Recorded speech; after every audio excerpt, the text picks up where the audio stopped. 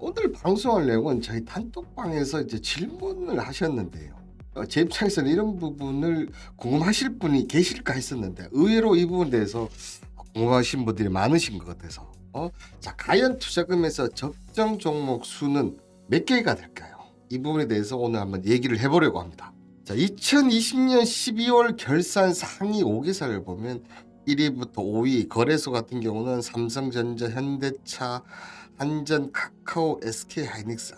다들 2020년대 정말 한전을 제외하고는 네 종목은 참 많은 수익을 내준 종목이었고요. 자, 코스닥 시장 보시면 셀트리온 헬스케어, 카카오 게임즈, 신라젠, HLB, 셀트리온제 역시 이 셀트리온 그룹의 더 힘이 느껴지고요. 그러나 이제 바이오 쪽의 비중이 조금 세다는 거. 카카오 게임즈 정도가 이제 게임 좀 하나 있고 신라젠은 지금 거래 정지가 된 상태라서 거래소와 코스닥 시장에 따라서 아마 희비가 좀 갈리지 않았을까 생각이 좀 듭니다. 자, 2020년 결산 법인으로 보면 1인당 평균 종목 보유수가 5.24개.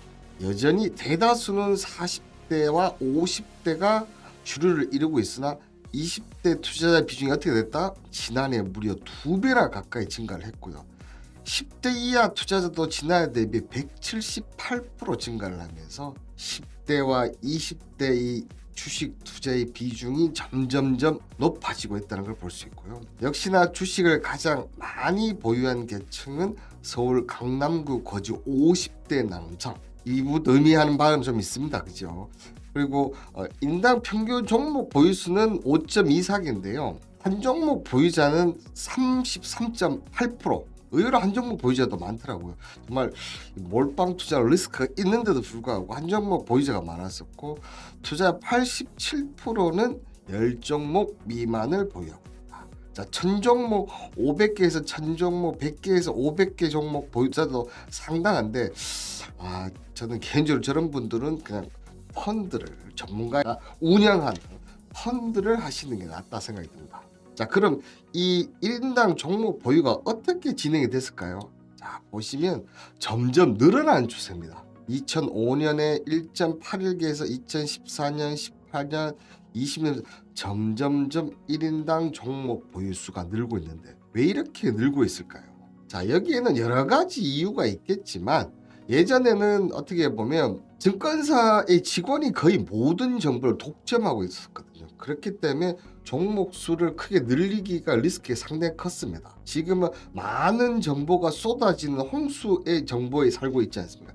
그렇다 보니까 이런 체계적 위험과 비체계적 위험을 리스크를 감수해서 종목 수가 점점 늘어나는 게 아닌가 생각이 드는데요. 여기서 말하는 체계적 위험은 바로 시장 위험입니다. IMF나 금융위기 같은 상황이 발생했을 때 시장 전체가 폭락하는 위험을 말하는데요. 정말 이거는 종목, 보유 종목을 아무리 많이 들고 있어도 리스크가 절대 해결되지 않는 시장 리스크다. 그리고 비체계적 위험, 어떻게 보면 종목 수가 얼마나 되고 그 다음에 비중은 어떻게 되는 이걸 하는 거는 비체계적 위험인데요. 개별 종목 고유 리스크나 변동성을 의미합니다. 그러면 과연 이 비체계적 위험을 줄이기 위해서 적정 종목 수는 어떻게 될까요?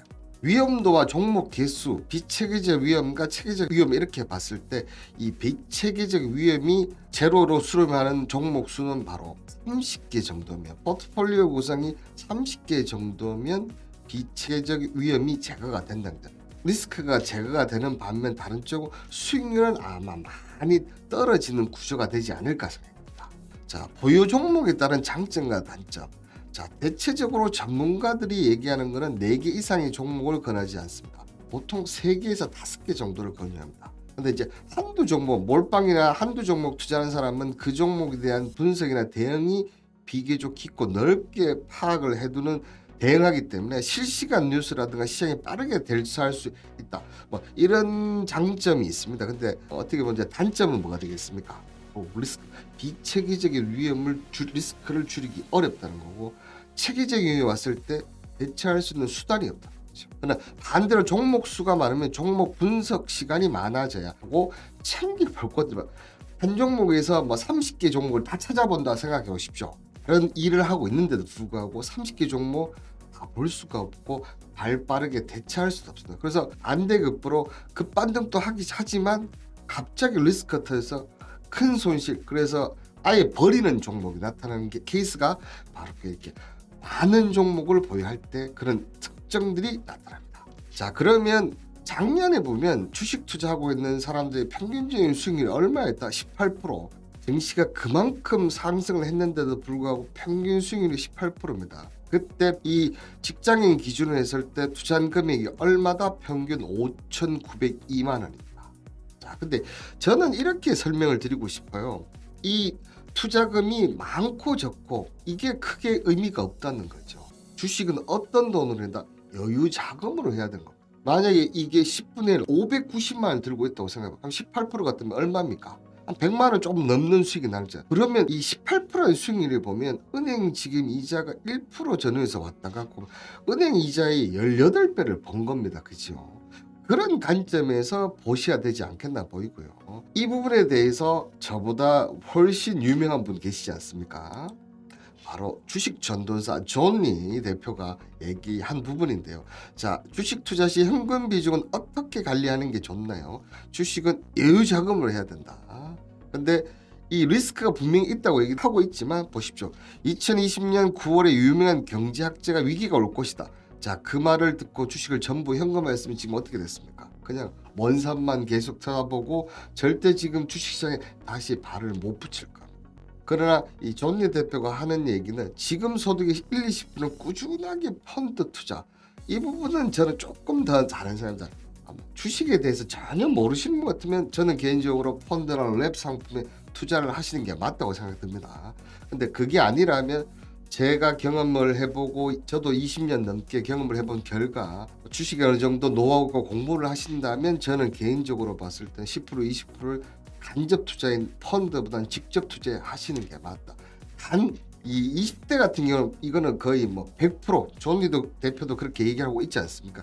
그러나 나이가 들수록 주식의 변동성 이거에 대해서 감당이 안 되시는 분들은 펀드나 랩, 연금저축 이런 쪽으로 어느 정도 5대5 정도를 하시는 게 낫지 않겠나, 그렇게 얘기를 좀 드리도록 하겠습니다. 자, 그러면 불려가 추천한 종목수, 저도 개인적으로는 종목수 많은 것보다는 적은 게 좋습니다. 그러니까 종목수가 많으면 많을수록 대처를 하실 수가 있으면 되는데 제가 지금까지 20년 동안 상담을 해보고 그 다음에 얘기를 해보면 대처가 되시는 분은 거의 본 적이 없습니다.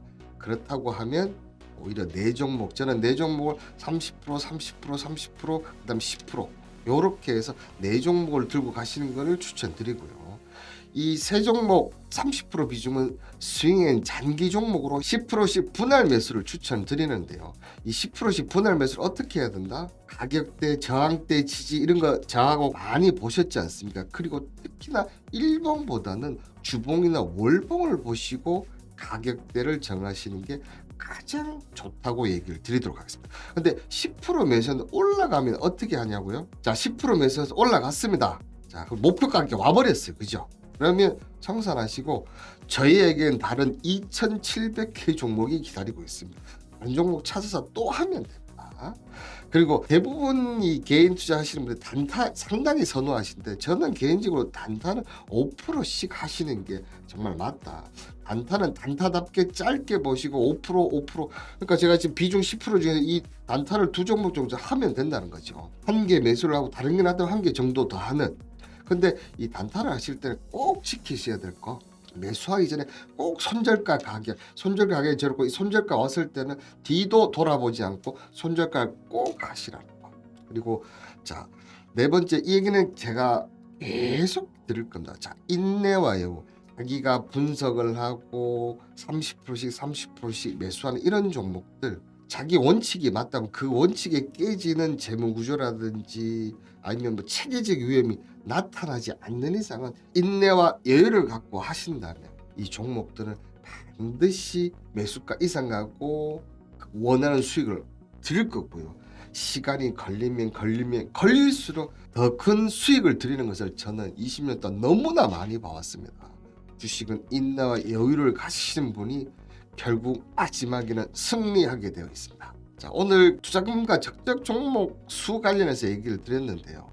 방송 내용이 마음에 드셨다면 구독과 좋아요 버튼 꼭 한번 부탁드리겠습니다. 저는 카톡방에서 불교의 재미난 이야기 공간을 만들어 놓고 있는데요.